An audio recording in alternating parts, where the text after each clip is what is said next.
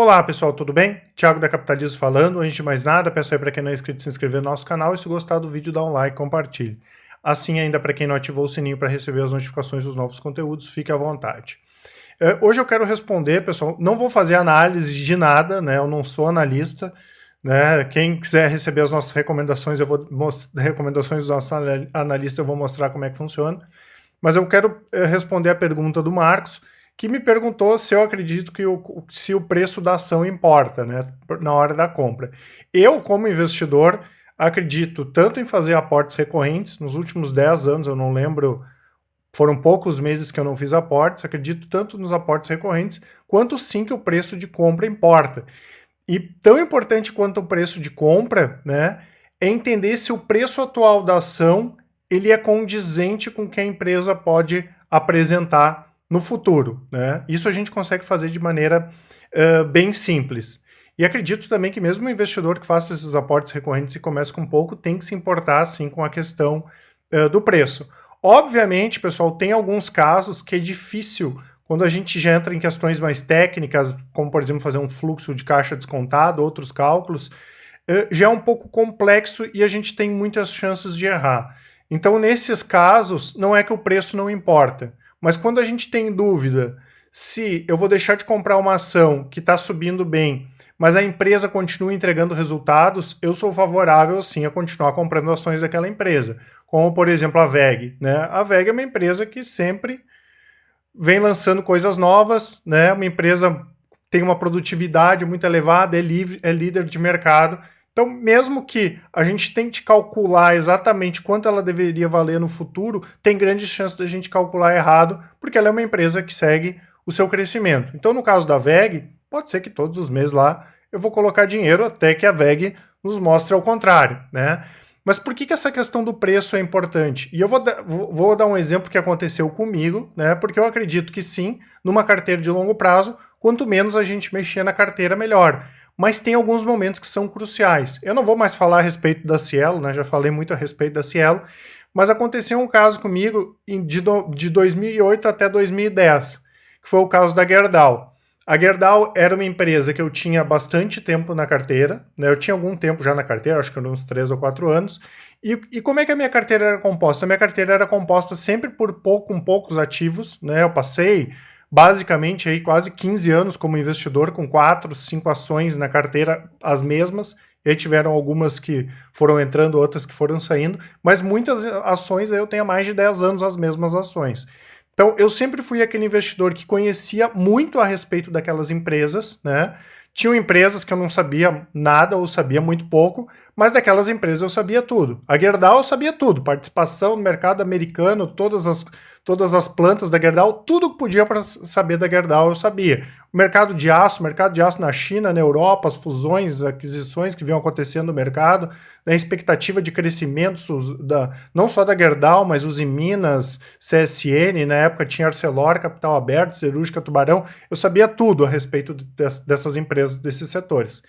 E nessa época era muito lógico ter empresas siderúrgicas na carteira, porque elas, apesar dessa questão mais cíclica, eram empresas que vinham entregando há muito tempo resultado, e China crescendo, Estados Unidos crescendo, o mundo crescendo, fazia sentido ter essas ações na carteira. Até que veio a crise em 2008, né? Veio a crise do subprime, né? Estourou tudo, a bolsa caiu muito até dezembro de 2008 e voltou com tudo já em 2009, tanto que a Gerdau tinha caído, no ano de 2008 ela caiu mais de 40%, ou em torno de 40%, e em 2009 ela subiu quase 100%, tá? E da minha carteira era a ação que eu estava preocupado, porque a crise foi justamente no setor da Gerdau, né, que era o setor de construção, foi o mais afetado, óbvio que tiveram outros que foram afetados também, mas a crise nasceu ali. Então apesar que o Itaú também deu uma balançada em 2008, mas a empresa que eu estava preocupado na minha carteira era a Gerdau, né? As ações voltaram, né? Porque o que aconteceu? Quando as ações da Gerdau caíram muito forte ali em 2008, a Gerdau, por exemplo, ela chegou a ser negociada, acho que a 50% ou 60% do valor patrimonial dela, né? O PVP dela, acho que era 0,50, não me lembro se chegou a 0,46, mas bateu muito baixo, foi muito baixo. E aí eu pensei, pô, eu não vou vender a Gerdau, né? sem entender efetivamente como essa crise vai afetar a Gerdau, e sendo que ela está barata, né? Eu estou vendo aqui, ela está sendo negociada bem abaixo do valor patrimonial dela. Eu não vou vender uma ação barata, sendo que para comprar outra barata, sendo que a barata que eu compraria seria a própria Gerdau. Então eu pensei, não, eu vou esperar para ver. Né? O que aconteceu? A bolsa voltou muito forte em 2009, assim, não deu. Quem vendeu em 2008 não conseguiu nem comprar, né? Teve muita dificuldade tão rápido que a bolsa subiu em 2009. E eu fui acompanhando já ali a questão dos balanços trimestrais da Gerdau. E o que aconteceu com a Gerdau? Né? O preço dela estava praticamente o mesmo de antes da crise, só que a perspectiva da Gerdau mudou completamente. Isso não era só eu que estava dizendo. A própria empresa, quando ela anunciava os balanços trimestrais, já mostrava que aquele impacto ia ser um impacto muito grande. E que nem a empresa tinha ideia do impacto que ia ocorrer negativo nos próximos anos. Porque o mundo não ia crescer da forma que eu esperava, que a Gerdau esperava. A Gerdau não ia crescer da forma que ela esperava e que eu esperava.